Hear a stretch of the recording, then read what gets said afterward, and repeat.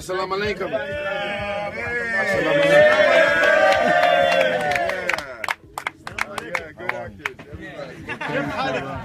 الحمد لله. Pleasure. Alhamdulillah. Alhamdulillah. هو انا من عيال مقراف. Just got home, man.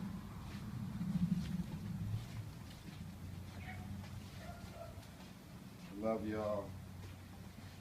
Just wanna welcome. Come on in. Oh. While in Dubai and Abu Dhabi, it changed my life forever. Forever? Forever. No, I don't believe it. So, come on back here.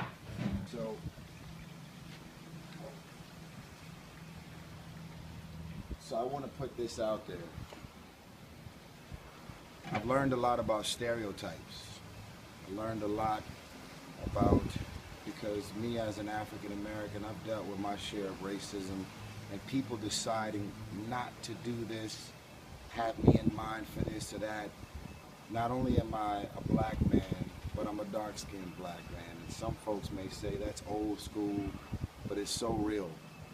I want y'all to understand that I personally went and visited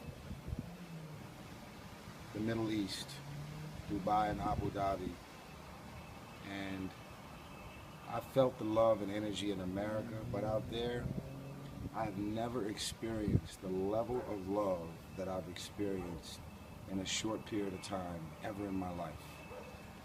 And for those people of America who, because of all of the terrorist attacks and all of the things that have happened that's associated to the Middle East, I don't want y'all to clump the entire Middle East and all of the people of the Middle East with the bad habits and the bad moments that a few particular people have done.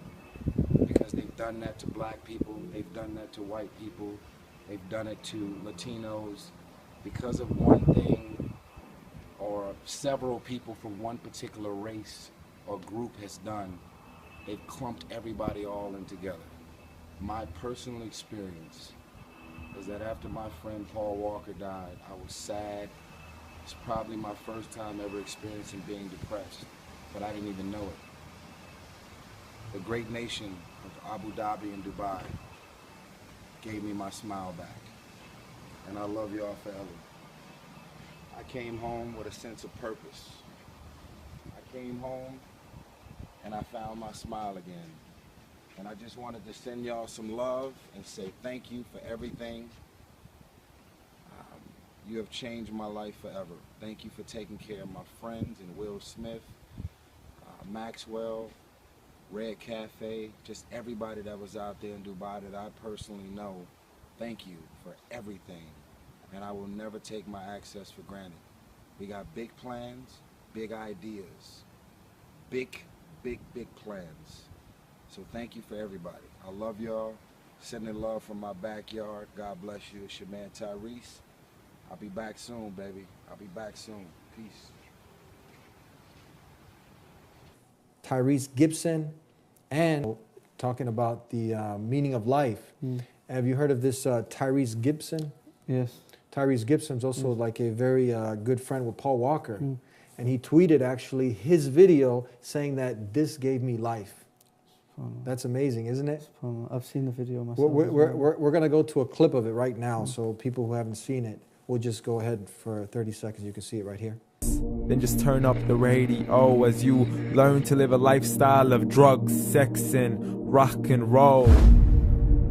But in all honesty, I just need to know, is there more to the cycle than growing and getting old? Living and dying just to leave behind a happy home and a whole lot of property that somebody else is going to own. I just really need to know before the casket's closed, 'cause I'm not willing to gamble with my soul, nor am I ready to take any chances. These are just simple life questions and I'm just searching for some answers. Like, what are we doing here? And what is our purpose? How did we get here, and who made us so perfect? And what happens once we go, or is this world all really worth it? So in this clip, the brother goes into what most people are doing with their life. They're just like robots, just waking up for another day, another dollar, like zombies, being entertained, music, movies, following their desires. Were you kind of living the same life? Yeah, I mean, it was just one gig after another, you know, and the saying is, you're only as good as your last gig, you know, you're only as good as your last job, because you're constantly chasing. You're chasing the world, you're chasing the dunya, the material life, and you're never going to get there. You know, we see this with many of the stars or the famous people in the world. They have everything. They have the money, they have the wealth, they have the fame, but they're still not happy. Well, I mean, that's a fact. That's not fiction. And people think like, okay, if I achieve this stardom, I'm going to be like just in a world of bliss. But there's some of the most miserable people, you know, unhappy. Why are you taking drugs if you are happy?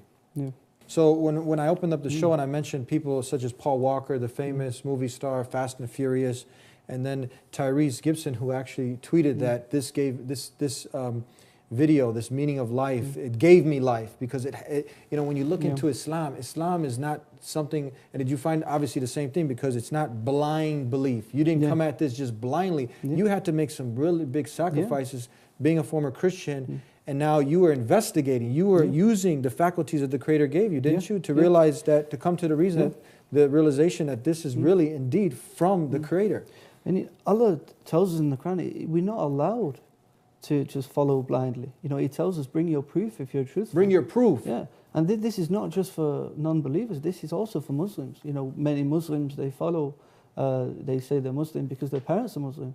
You know, this is not acceptable. We need to know why we're Muslim. You know, and Allah encourages us to do this in the Quran by looking for the proof.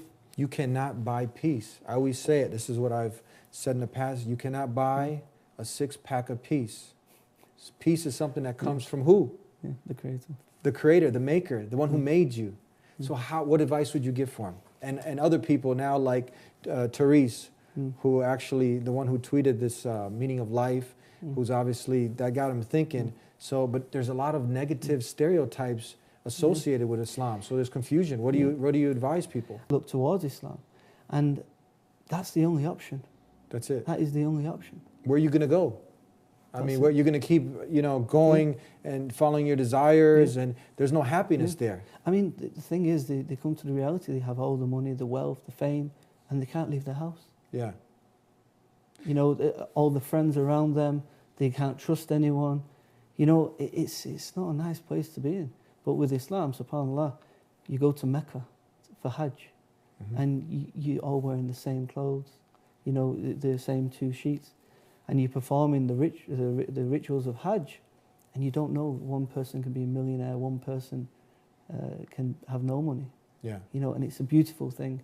And a good thing to actually read is the biography of Malcolm X, and he speaks about this when he actually went to Hajj.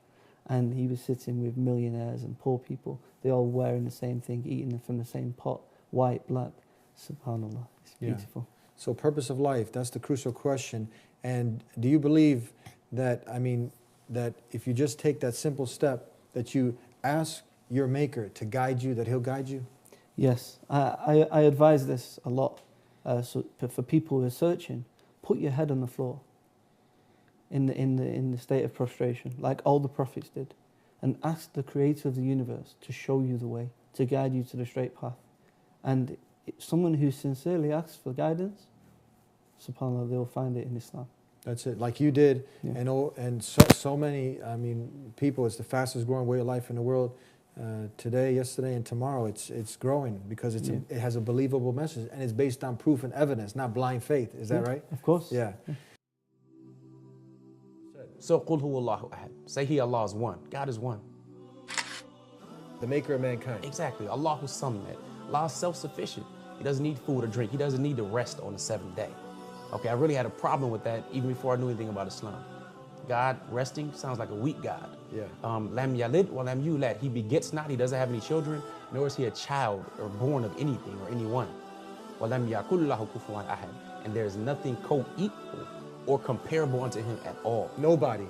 Nothing. Jesus, Anything we can imagine. nobody's comparable to the Creator. Nothing. Yeah. And that right there was, in its essence, what I believe naturally.